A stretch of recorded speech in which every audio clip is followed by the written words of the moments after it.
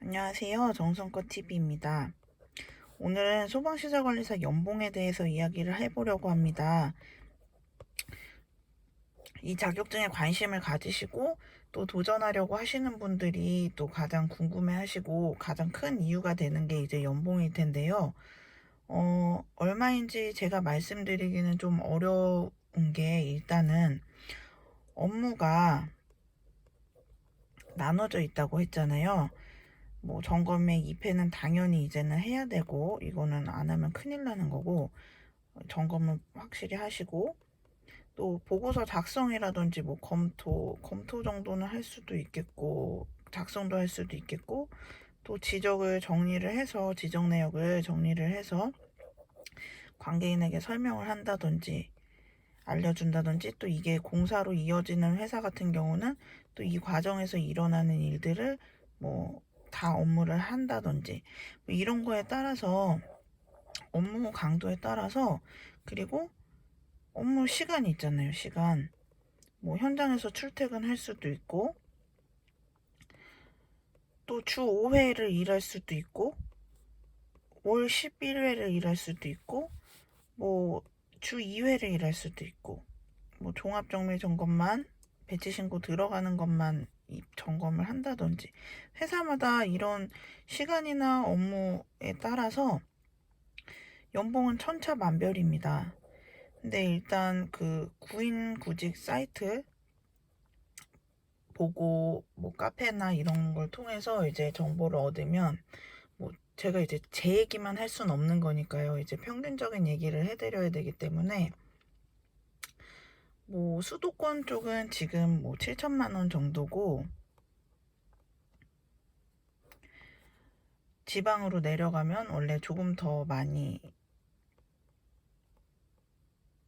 정도라는 8,500만 원 정도라는 글을 봤습니다. 네. 그래서 요 정도가 사실은 주변에도 보면은 뭐 요 정도가 이제 평균적인 것 같고요. 근데 제 생각에 관리사 이 자격증을 시작하시거나 도전하시거나 관심이 있으신 분들이 잘 생각해 하셔야 되는 게 이 연봉이 지금 이 연봉이라고 해서 앞으로도 이 연봉일 수는 없을 것 같아요. 물론 그러니까 더 올라갈 수도 있고 내려갈 수도 있는 거라는 사실을 그걸 좀 기억하셨으면 좋겠어요. 이 자격증에는 분명히 많은 메리트가 있어요. 뭐 남들은 이제 퇴직할 시간에 일할 수 있고 뭐 또 뭐가 있을까요?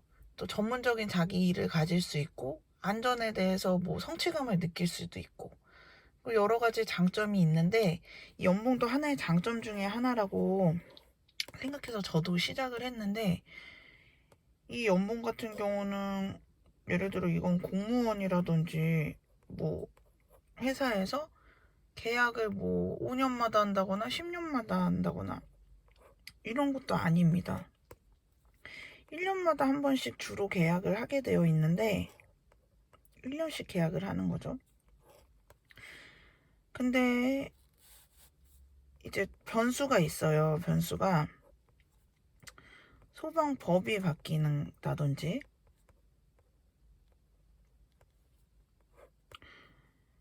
두 번째는 관리사 시험이 매해 있는데요. 매년 배출되는 관리사 수에 따라서 수요와 공급이 있겠죠. 이거에 따라서 연봉이 매해 바뀝니다. 어느 정도 이제 수준은 유지를 할 수 있겠지만 어느 해에 뭐 누가 1억을 받았다고 해서 이 자격증이 무조건 1억 자격증이다. 이렇게 말하기는 이제 어렵다는 사실을 말씀을 드리는 거예요. 예를 들어서 이거 소방법 변경 같은 경우는 원래는 이제 작동기능 점검이랑 종합정밀 점검이라는 그 점검이 두 가지로 나눠져 있거든요. 다 기준이 있습니다. 근데 이제 종합정밀 점검의 대폭 늘어났죠. 이번에 스프링클러가 설치만 되어 있어도 종합정밀점검 받아라. 그럼 이전에 면적 기준이나 다른 기준이 안 돼서 1년에 한 번 받는 작동기능 점검만 받는 건물들이 이번에 종합정밀점검 대상으로 바뀌게 되면 이거는 작동기능점검과 종합정밀점검 받아야 되기 때문에 1년에 2번 받게 되어 있어요. 대상이 훨씬 늘어났죠. 거기다가 종합정밀점검에는 무조건 관리사가 입회해야 되기 때문에 관리사 필요 수가 훨씬 늘어났습니다. 그렇지만 작년에 관리사를 많이 배출시켰기 때문에 이게 연봉이 이 정도가 유지되는 거라고 저는 생각합니다. 예를 들어 뭐 선배님들 말 들어보면 더 이전에는 뭐 4,500까지도 떨어진 적이 있었다고 해요. 그리고 어떨 때는 뭐 8,000 받아도 조금 받는다 막 이럴 때도 있었고요. 그러니까 사실은 연봉이 늘 뭐 1억이라고 뭐 이야기를 한다고 해서 연봉 1억이니까 내가 이걸 도전한다. 연봉 아니면 내가 이 공부를 왜 해? 약간 이렇게 생각하시는 분들은 이 진로에 대해서 다시 생각해 보셔야 될 것 같아요. 여러 가지 다른 이점들도 생각을 해보시고 내가 이 업무에 적당한지 적합한지 내가 정말 이 업무를 뭐 사명감을 가지고 안전을 위해서 할 수 있는지 이런 것들에 대해서 좀 다시 한번 생각해 볼 필요가 있다고 생각합니다. 업무 강도도 정말 천차만별이어서요. 뭐 이렇게 주 2회나 월 10일에 뭐 이런 식으로 나오시는 분들은 뭐 이 연봉의 절반을 받는다고 뭐 생각을 하지만 또 회사마다 또 복지나 이런 것도 다 다릅니다.